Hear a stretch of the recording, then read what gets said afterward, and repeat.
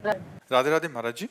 महाराज जी कि मैं पतिव्रत धर्म का पालन करते हुए अखंड सुहाग की कामना हेतु अगर नाम जप या पूजा पाठ करूं तो क्या मुझे भगवत प्राप्ति हो जाएगी? बिल्कुल हो जाएगी, बिल्कुल हो जाएगी, बिल्कुल हो जाएगी, बिल्कुल हो जाएगी। और भगवान आपके पति की आयु की रक्षा भी करेंगे, क्योंकि भजन में बड़ा बल है, तपस्या में बड़ा बल है, संयम में बड़ा बल है।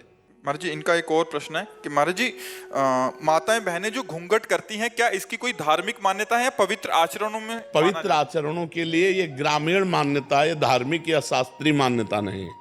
ये जो घूंघट है ये इसलिए कहा जाता है कि हम रूप दर्शन न करावें और न सहसा किसी के करें। नारी की पवित्रता का बहुत बड़ा उसमें, अब आजकल तो ये सब देखने को नहीं मिलता, लेकिन गांवों में बूढ़ी माताएं अब भी इतना डालेंगी। अच्छा, घर में जैसे बूढ़े कोई जाते थे सोई कहे दादा आ गए सब घूंघट करके, आज भी है गांव में, आज भी गांव में है तो ना।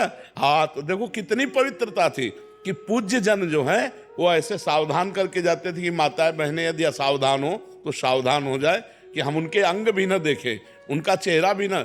गांव में तो ऐसा होता था कि मरने के बाद जब परवाह करने जाते तब कहते थे यार तुम्हारी बहू को तो हमने आज देखा है, नहीं तो और देखो ये मर्यादा पुरुषोत्तम भगवान श्री राम के समय में भी था। जिस समय सीता जी के शीश फूल आदि जो है वो लक्ष्मण जी को दिखाए कि सीता जी के आभूषण है, किष्किंधा में जब सुग्रीव ने दिए कि विमान के ऊपर से सीता जी, तो उनका प्रभु यदि माता के चरणों के कोई आभूषण होते, देवर हैं, देवर हैं, कि माता के चरणों के आभूषण होते तो मैं बता सकता था। हमने कभी माता को ऐसे नहीं देखा, ऐसे चरणों की तरफ। मतलब छोटा भाई बड़े भाई की पत्नी को मां समझता था और बड़ा भाई छोटे भाई की पत्नी को बेटी के समान समझता था।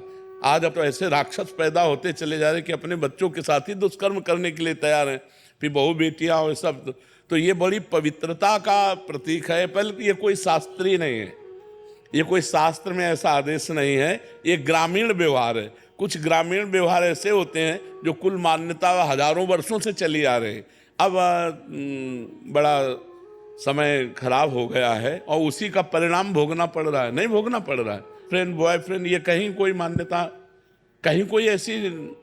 अरे गांव के बुजुर्ग ब्याह तय कराते थे और बाद में दूल्हा दुल्हन देखते थे कि ये हमारी दुल्हन है, ये हमारे दूल्हा है, नहीं तो इतना घूंघट काढ़े और बस घर में आके पता चलता था कि ये हमारी दुल्हन है। और आजकल तो मतलब लिव इन रिलेशन के बाद ब्याह होते हैं, नहीं होते?